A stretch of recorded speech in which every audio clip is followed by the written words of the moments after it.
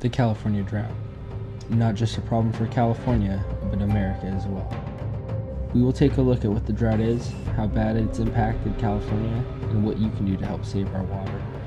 California, specifically the Central Coast, has what is considered a Mediterranean climate. This means a wet winter and spring, followed by a long, dry summer. Our rainy season usually runs from October to late March, with almost no rain outside of these months. For the past 4 years, the rain has not come during this critical window of time. The drought that is affecting California is historic, and many people look to coming rains as a hope of some relief. But meteorologists are weary of putting too positive of an outlook on California's rainy season. I interviewed Chuck and Karen Wyke, Central Coast natives who have lived in California most of their lives.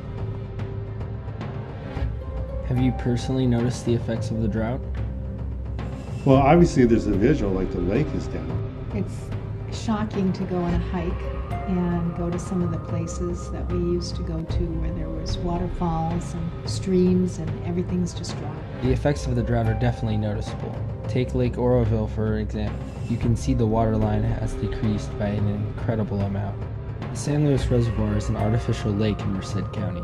It is the 5th largest reservoir in California, with a total capacity of 2,041,000 acre-feet. For comparison, a single acre-foot is the equivalent of 325,853 US gallons, or about half of an Olympic swimming pool. As you can see, the water levels of the San Luis Reservoir are far below that of the historical average, and even below that of the 1977 drought.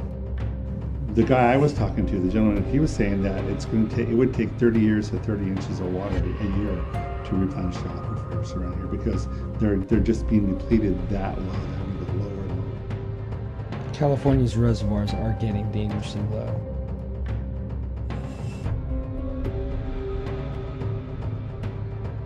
Even here in San Luis Obispo County, we have a serious reservoir problem.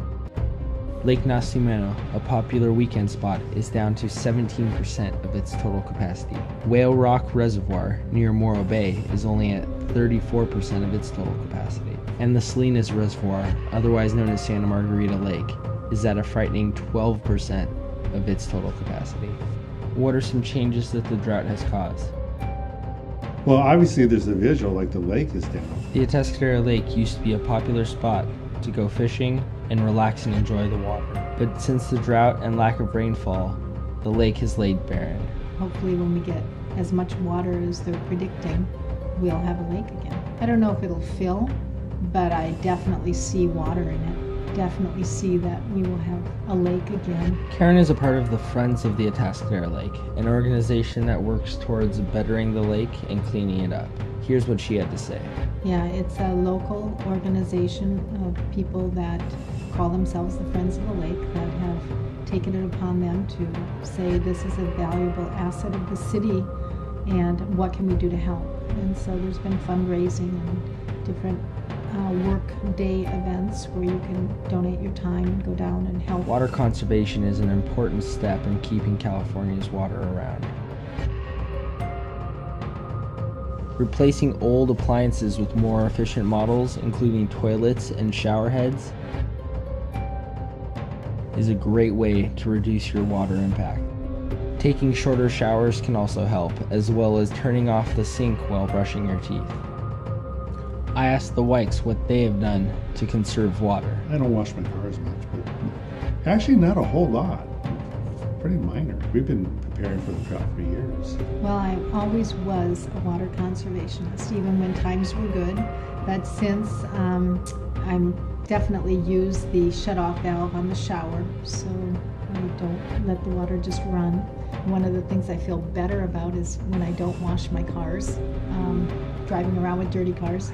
It's important. I mean, yes, we like our things to be clean and nice, but I think it's more important that we have water.